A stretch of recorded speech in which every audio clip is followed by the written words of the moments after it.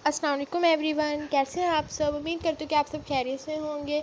आज मैं आपको बताऊंगी फ़िज़िकल थेरेपी के बेनिफिट्स क्या क्या हैं, हमें फ़िज़िकल थेरेपी क्यों चूज़ करनी चाहिए। कुछ लोग ऐसे होते हैं जो कहते हैं कि फ़िज़िकल थेरेपी फ़ील्ड अच्छी नहीं है, डीपीटी फ़ील्ड अच्छी नहीं है, क्योंकि लोग ज़्यादातर अवेयरनेस नहीं है एक तो। दूसरी बात ये कि इसमें लोग जो समझते हैं, लोग ये समझते हैं कि हम जो डीपीटी होती है वो मालशी वाली फ़ील्ड है।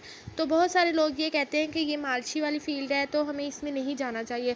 लेकिन अगर हम इसके बेनिफिट्स देखें तो इसके बहुत सारे बेनिफिट्स हैं, बहुत हमें फ़ायदेमंद है। और चलो स्टार्ट करते हैं आज इसके बेनिफिट्स कौन कौन से हैं।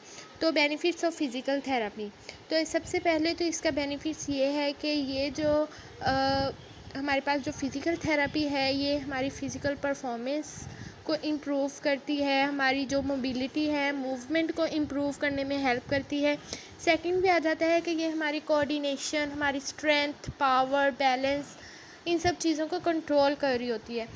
बाज़ औक़ात ऐसा होता है कि जब हम ज़्यादातर इन एक्टिविटी जो लोगों का कोऑर्डिनेशन नहीं होता, कोई सेरिबेलर का लेजन आ जाए, जैसे सेरिबेलम में कोई लेजन आए जिसकी वजह से उनका कोऑर्डिनेशन या फिर बैलेंस जो होता है वो ठीक नहीं होता, वो इम्बैलेंस हो जाता है, ठीक है। तो उसको इम्प्रूव करने में हमारी हेल्प करती है, पेन को डिक्रीज़ और एलिमिनेट करने में हेल्प करती है। बहुत सारी मेडिसिन ऐसी होती हैं, उससे भी क्या होता है कि जो पेन होता है वो कम नहीं होता, ठीक है। तो पेन को कम करने के लिए भी हम फ़िज़िकल थेरेपी चूज़ करते हैं। उसके बाद फिर इसके बेनिफिट्स में आता है, हमारी ब्रीथिंग को इम्प्रूव करती है, हमारे कार्डियोवैस्कुलर फंक्शनिंग उनको इम्प्रूव करने में हेल्प करती है, हमारी एंड्योरेंस को, हमारी बर्दाश्त को बढ़ाती है, ठीक है। उसके बाद फिर जो लोग डिपेंडेंट होते हैं किसी दूसरे लोगों पे, फॉर एग्ज़ाम्पल स्ट्रोक के पेशेंट आ जाते हैं। जैसे स्ट्रोक के पेशेंट में ऐसा होता है कि उनको स्ट्रोक होता है, वो बिल्कुल डिपेंडेंट हो जाते हैं दूसरे लोगों पे। तो फ़िज़िकल जो थेरेपी है बेसिकली ये एक ऐसी फ़ील्ड है जो लोगों को इंडिपेंडेंट बनाती है, ठीक है।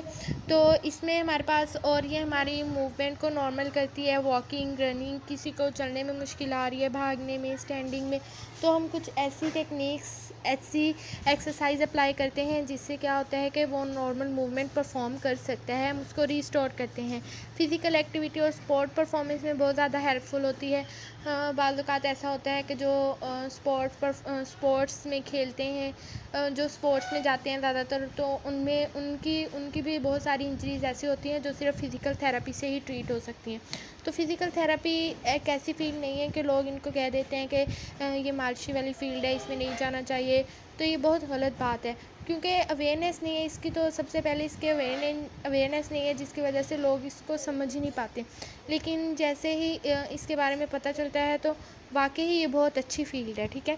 तो मेरे ख़्याल में तो जो लोग ये सोचते हैं कि उनको डीपीटी में आना चाहिए, लेकिन कुछ लोग होते हैं जो इनको डिस्करेज कर रहे होते हैं, तो मेरे ख़्याल में उनको आना चाहिए। उसके बाद फिर ये हमारी जो सर्जरी और कोई ड्रग्स हम देते हैं जिसकी वजह से उनके साइड इफ़ेक्ट्स हो सकते हैं, सर्जरी से बचाने के लिए भी बहुत ज़्यादा हेल्पफुल होती है। हमारी वाउंड हीलिंग को इम्प्रूव करती है, इंजरी से बचाती है। आज फिर लेट्स मूव, आगे चलते हैं, आगे देखते हैं और क्या क्या इसके फ़ायदे हो सकते हैं। तो ये हमारे पास स्ट्रोक की रिकवरी में बहुत ज़्यादा हेल्पफुल होती है। जो लोग स्ट्रोक में होते हैं वो बिल्कुल बेड रिडन हो जाते हैं, ठीक है। तो उनको इम्प्रूव करने में आहिस्ता आहिस्ता ये बहुत ज़्यादा हेल्पफुल होती है, फ़िज़िकल जो थेरेपी होती है।